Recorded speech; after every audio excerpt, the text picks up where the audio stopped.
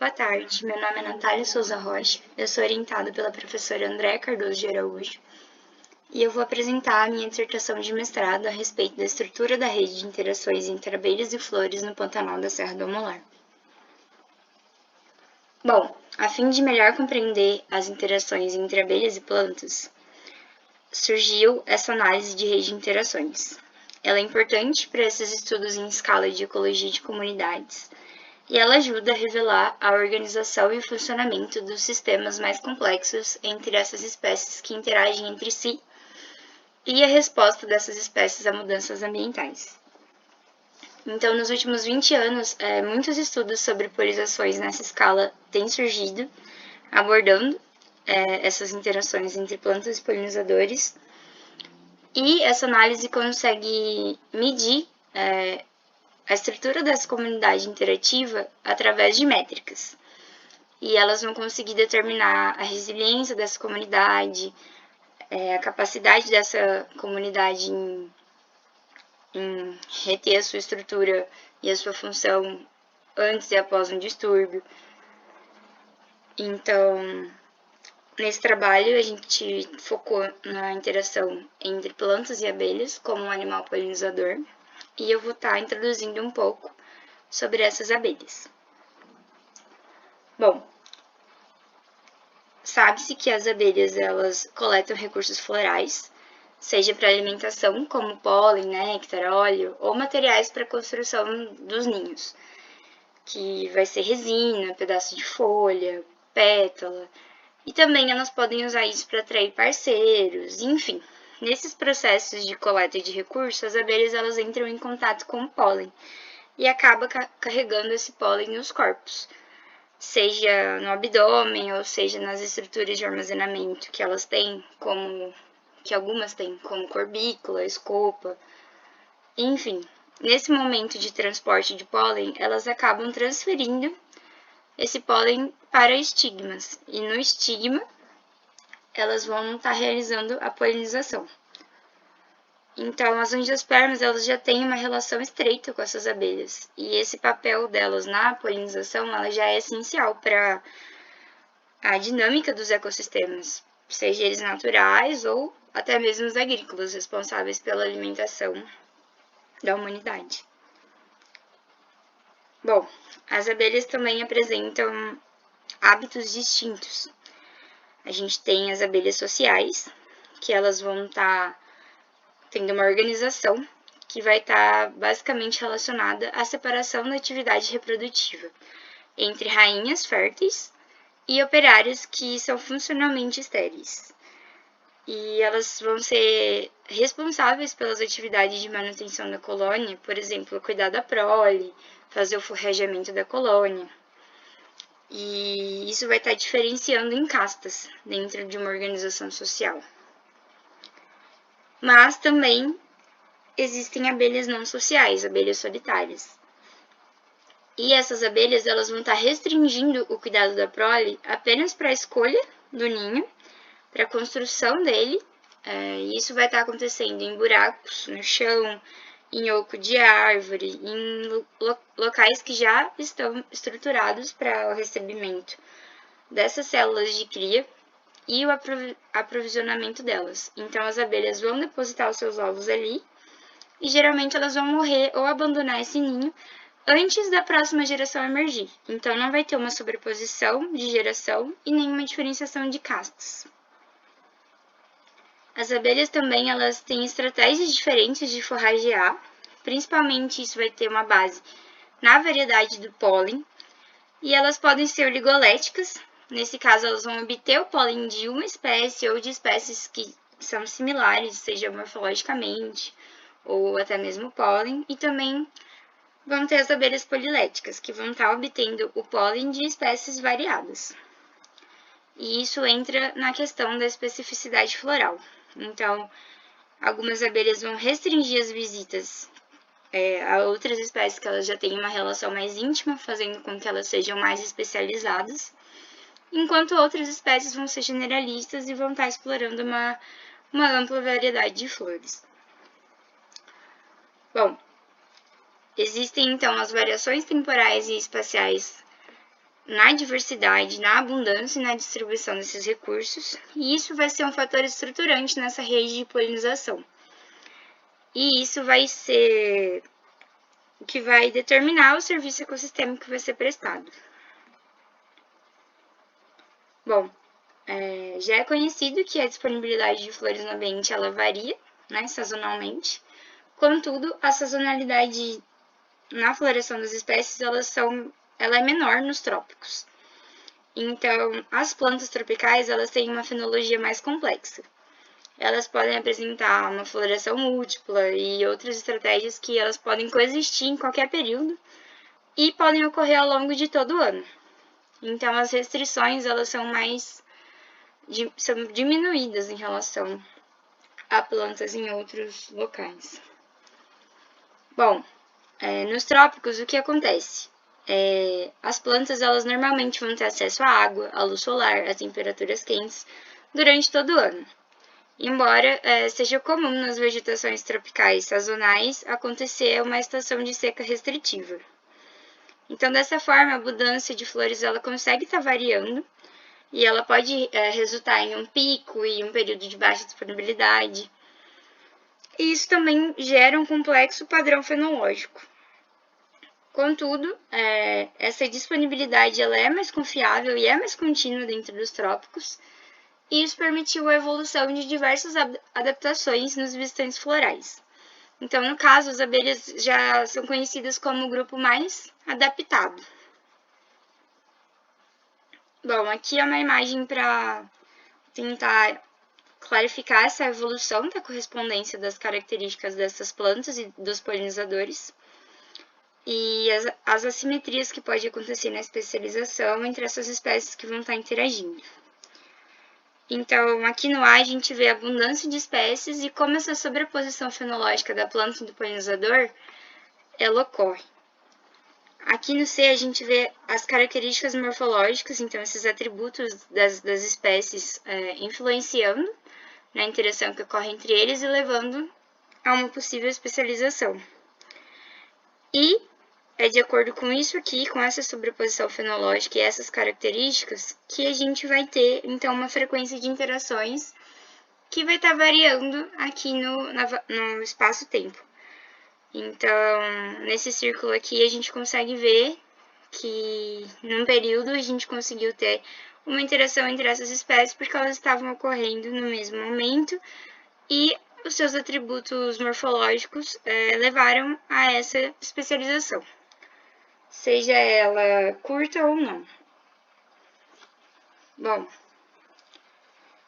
focando um pouco em uma espécie que já é bem conhecida, a Apis mellifera, uma espécie que é utilizada economicamente e é introduzida no Brasil há muito tempo, a gente sabe que já é conhecido que as abelhas dessa espécie elas conseguem ocupar uma posição central dentro de uma rede de interações, graças às suas características funcionais e às suas estratégias de coleta de recursos.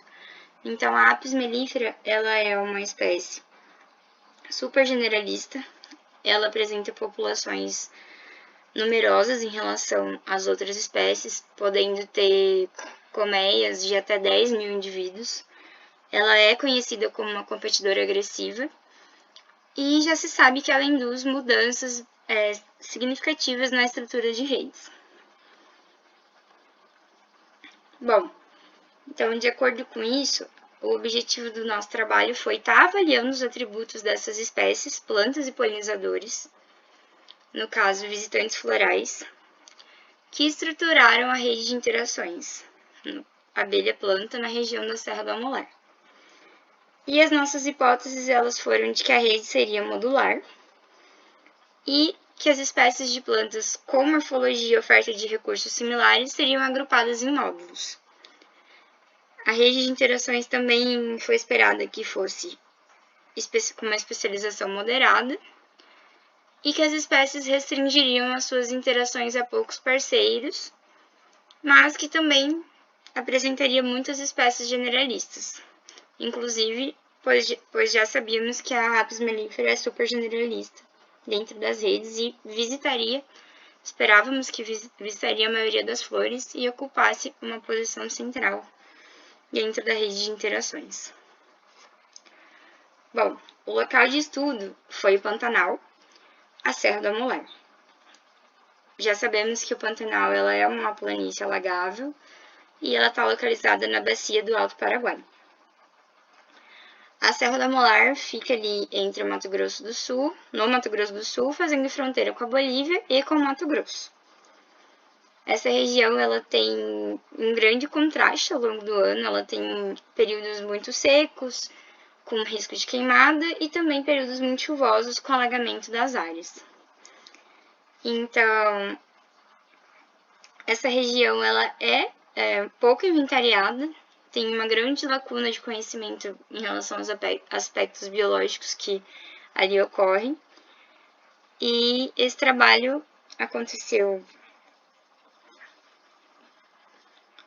durante o mês de junho de 2019 ao mês de fevereiro de 2020. A amostragem foi bimestral, então mês sim, mês não.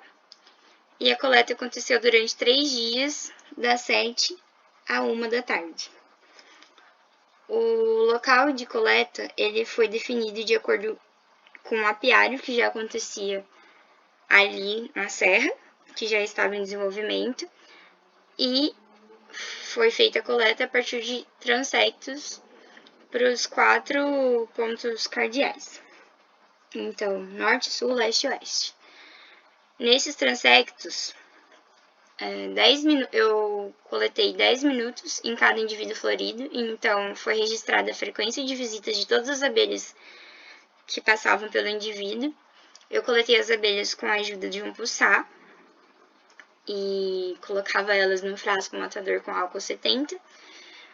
E também coletei os ramos férteis das plantas para posterior identificação, tanto das abelhas quanto das plantas. Bom, as abelhas elas foram fixadas em laboratório. 5 abelhas do sexo feminino foram medidas em relação ao comprimento da probóscide e à distância intertegular. A distância intertegular é a distância entre as duas asas, aqui no tórax. As abelhas elas foram classificadas em sociais, solitárias e sociais solitárias, de acordo com Silveira. Então, existiam abelhas que apresentavam uma organização social, as que não, e as que dependiam do ambiente para determinar o seu hábito. O material ele foi identificado e foi depositado na coleção zoológica da UFMS. E em relação às espécies vegetais, elas foram classificadas em relação ao hábito. As flores tiveram a sua cor, a presença ou nome de odor registrado. Esse odor detectável ao olfato humano. E foram coletadas em campos de 5 a 10 flores, que foram preservadas no álcool também. Além da gente também ter visto o comprimento, né, da flor e o seu diâmetro. O material também foi depositado no herbário da UFMS. Bom, as cores elas foram categorizadas pelas cores percebidas pelos olhos humanos e convertidas por um comprimento de ondas que é percebido pelas abelhas. Então, a cor vermelha ela é vista como verde, o verde como azul, o roxo como V verde, ciano, no caso não apareceu, mas como V azul, o branco como V azul verde, o amarelo azul verde e azul como V.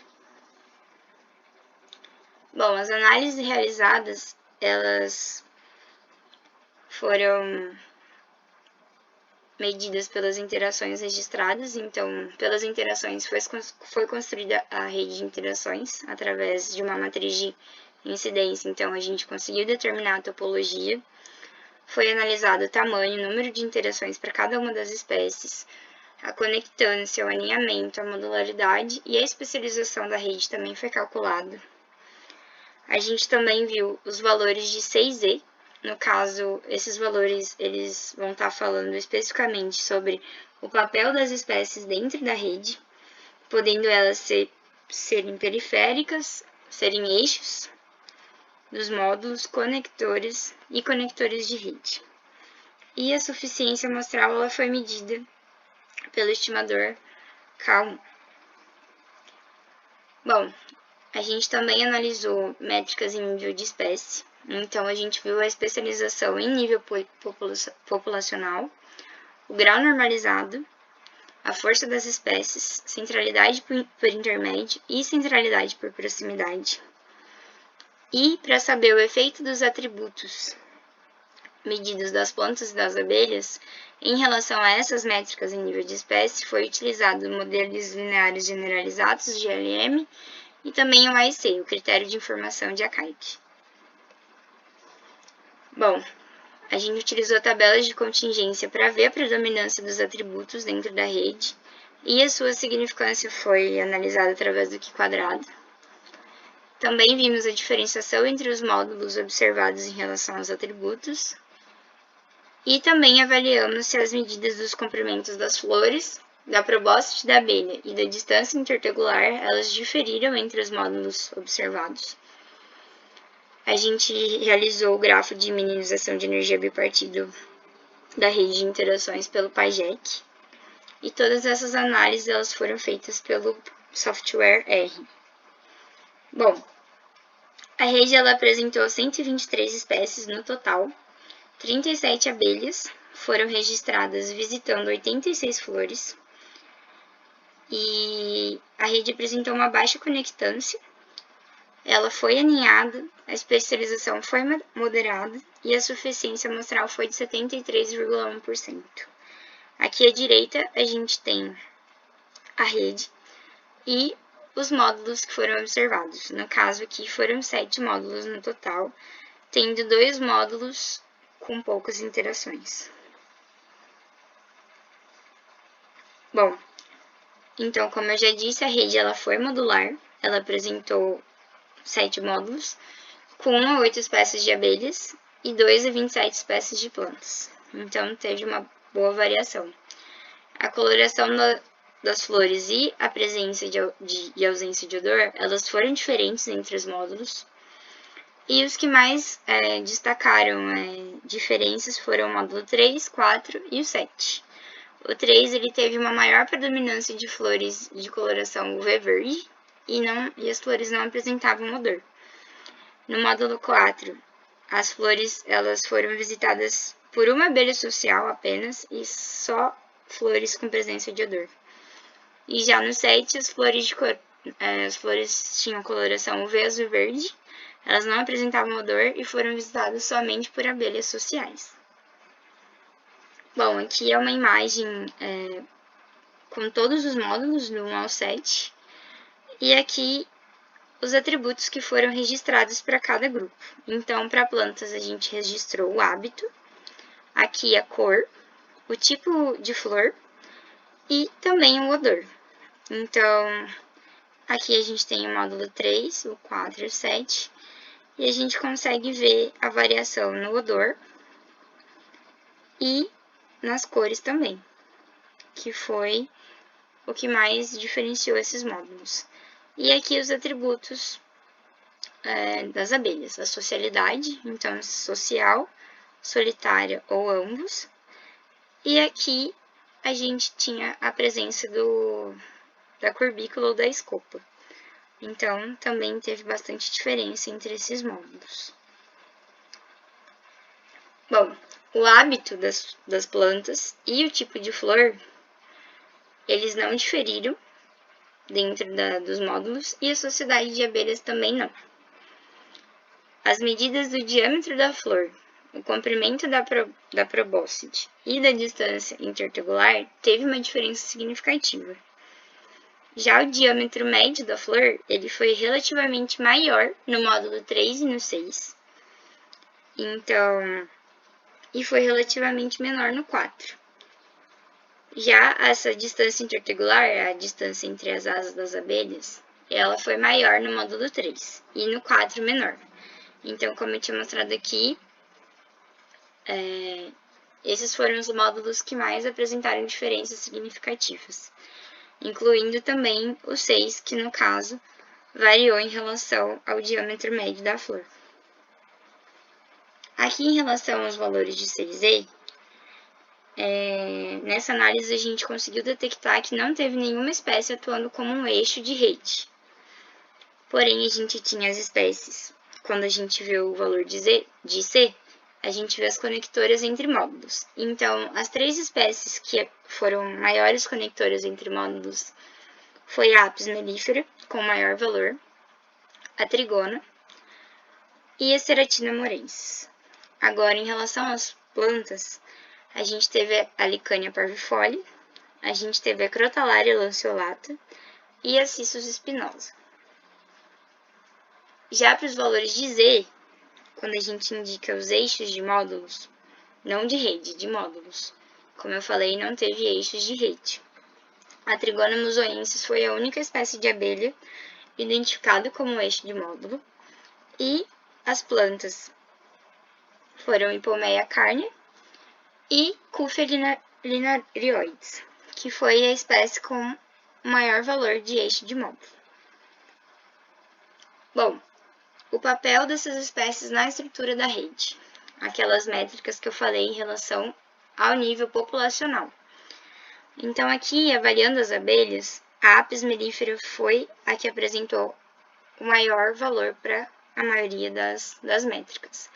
Então, ela apresentou maior valor para grau normalizado, para a força das espécies, para as medidas de centralidade, e isso indicou realmente uma alta generalização no uso de recursos florais.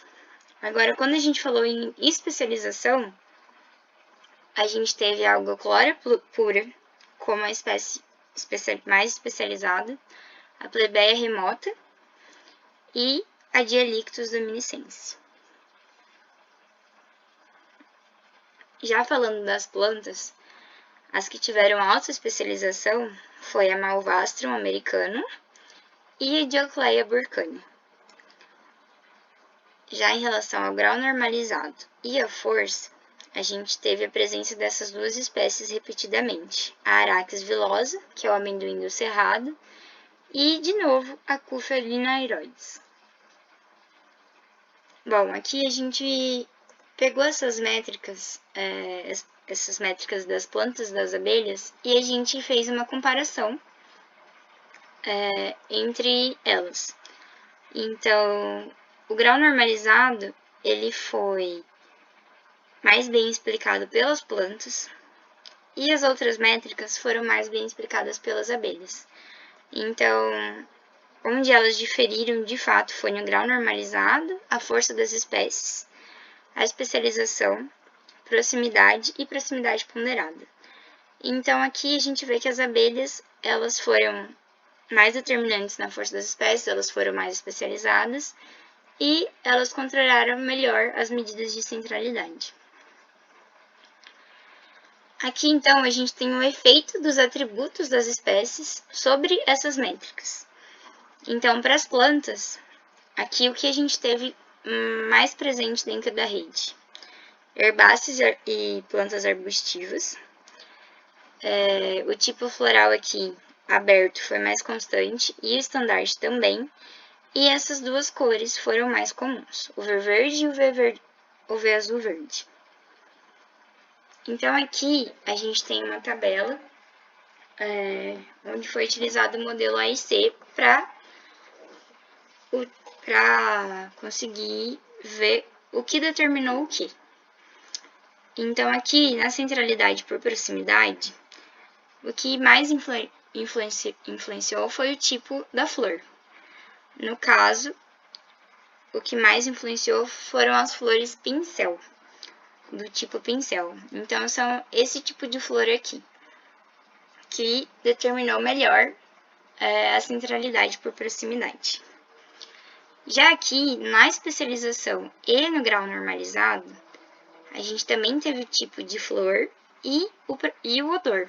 Então, olhando os dados, as flores pincel com odor presente foram os atributos que mais indicaram o grau normalizado e a especialização das espécies. Aqui, a força das espécies e a centralidade por intermediação, elas foram melhor explicadas por flores que apresentavam menor diâmetro.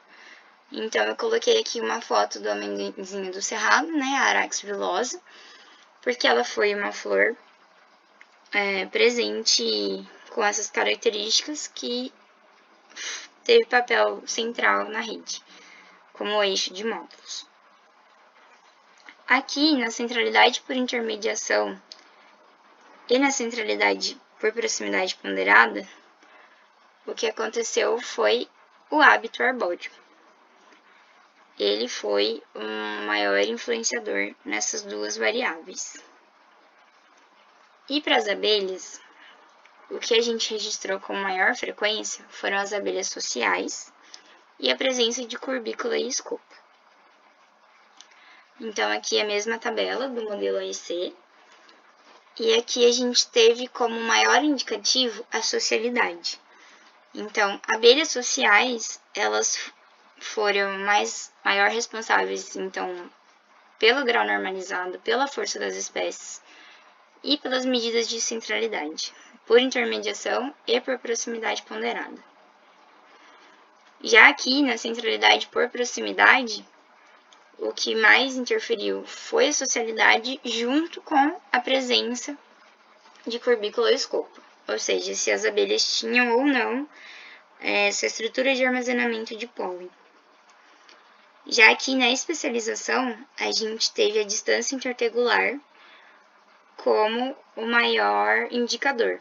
Então, abelhas menores, elas foram responsáveis pela especialização nessa situação. Como eu já tinha falado lá atrás, a plebeia remota, Dialictos omnisciense, que foram duas espécies que apareceram como indicadores de módulos de eixos de rede, e aqui também a Scaptotrigona deplis, que foi uma das abelhas com menor distância intertegular registrada.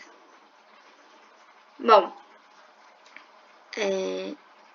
a rede ela apresentou então uma estrutura modular e ela foi então dividida por espécies de plantas que tinham morfologias similares agrupadas nesses módulos. O nosso resultado ele foi consistente com a ideia de que a configuração modular ela tende a surgir em lugares com segregação espacial e temporal de espécies em interação, no caso o Pantanal. Aqui eu coloquei uma imagem para ilustrar o mesmo local na seca e na cheia. Então, a gente vê que essa variação sazonal ela influenciou esses módulos. As plantas eixos, que eu falei ali atrás, elas são espécies que são comuns em áreas inundáveis, habitando as margens dos rios e as matas semideciduas. E as conectoras, elas são resistentes a longos períodos de seca.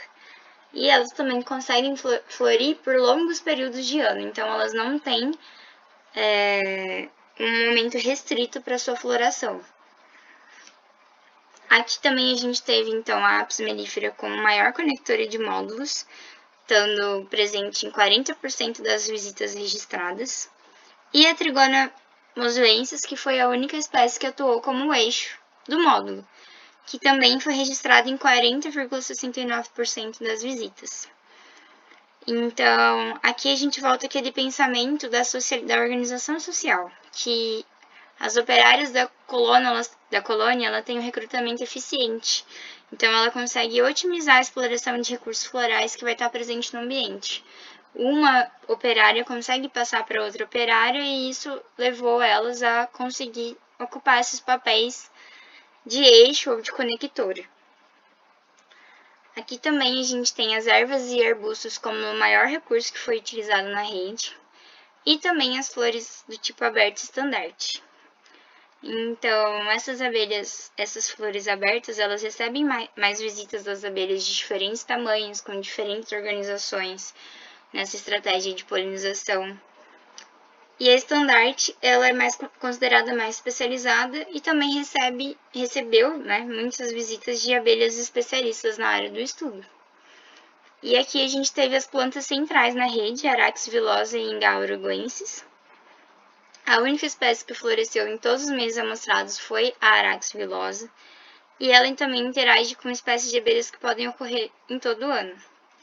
Já o Ingá, ele tem uma floração restrita, porém ele apresenta uma quantidade de flor muito maior, e isso pode ofertar muito néctar e pólen para essas abelhas.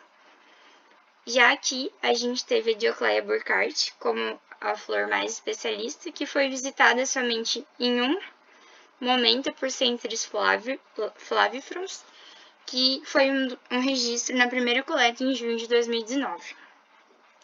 Essas abelhas elas já têm uma visita padrão para esse tipo de flor, que é aproximar elas frontalmente, elas conseguem se prender com as mandíbulas ao ungículo da pétala estandarte, então elas já têm esse ajuste morfológico entre flores e polinizador.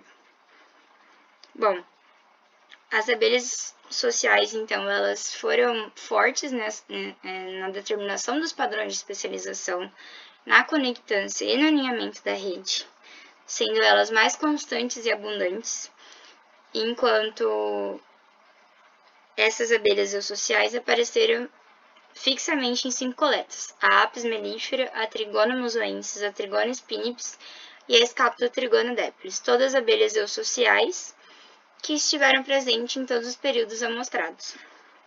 Isso já é comum para a família Apidae, e ela apresenta abelhas de pequeno a médio porte.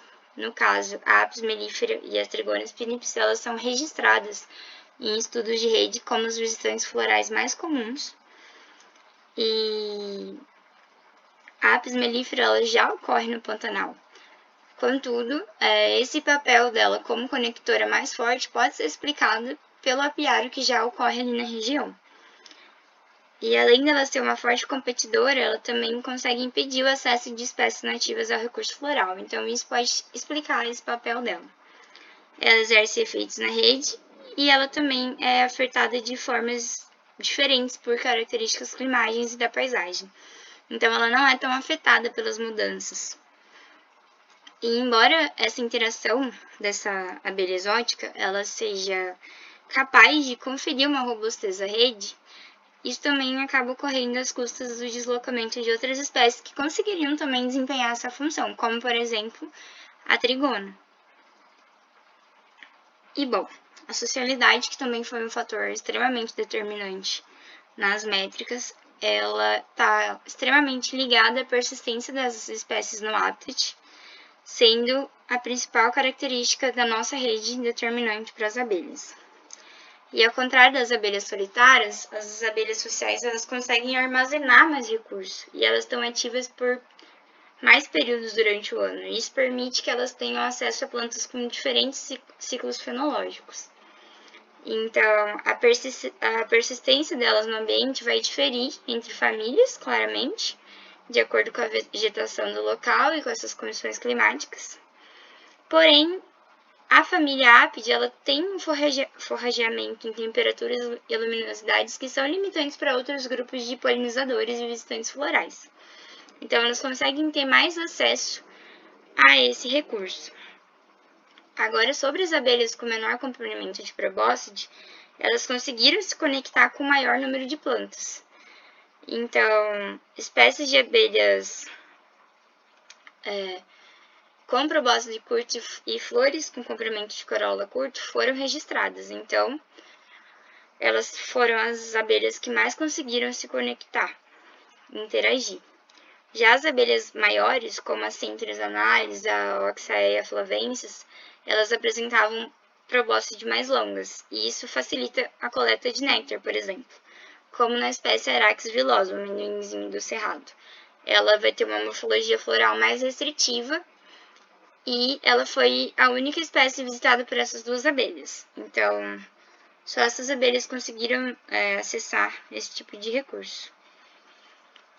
Em relação à especialização, isso foi medido pelo tamanho das abelhas, então, quanto menor a abelha, mais especializada ela foi. E esses atributos, o tamanho corpóreo, o comprimento da probóscide, então, eles foram diretamente relacionados a essa seleção de recurso floral, provando que as abelhas elas têm que ser compatíveis com a morfologia da flor que elas estão visitando. E isso também está correlacionado com a distância de voo para forrageio. O tamanho da abelha vai determinar a escala espacial na qual ela consegue estar procurando o recurso. O tipo floral, ele foi determinante para o papel das espécies na rede também. E o diâmetro das flores, ele foi bom para, então, indicar a força das espécies e a centralidade das mesmas, mostrando que essas características das flores, elas realmente selecionam esses visitantes florais, restringindo o acesso ao recurso. Flores com diâmetros menores, então, receberam mais visitas, e isso contradiz com Antonini et al., onde ele fala que as flores grandes, por oferecer mais recursos, recebem maior número de visitas. Na nossa rede não foi o caso. As flores menores, na sua maioria arbóreas, elas apresentaram maior número de flores abertas por dia. Então, isso pode ter levado com que elas fossem mais visitadas. E também em relação ao odor, que ele foi importante para a especialização das espécies. Gumbert diz que o odor agradável, ele é um sinal primário, que ele é percebido pelas abelhas à distância e acaba atraindo elas com mais facilidade do que as que não apresentam. Agora, em relação ao hábito, que também foi importante para a centralidade, o que determinou foi o hábito arbóreo. Então, 12,79% das espécies registradas foram árvores, sendo 8,13% dessas espécies apareceram em só uma coleta, em só um período. Então, leva essa ideia do Heck et al. Sobre a floração maciça. Então, os recursos estão concentrados num pico reprodutivo anual, e isso pode ter ocasionado a centralidade das espécies, das abelhas. Então, concluindo, a rede ela foi determinada pela presença de odor, pela cor e pelo diâmetro das flores, assim como o tamanho das abelhas e as espécies que estavam ativas no mesmo período. A socialidade ela foi responsável pela maioria das métricas. Os atributos morfológicos eles foram responsáveis pela especialização e centralidade especificamente. O odor e tipo de flor foi importante para determinar a especialização. E o hábito, tipo da flor e o seu tamanho na centralidade.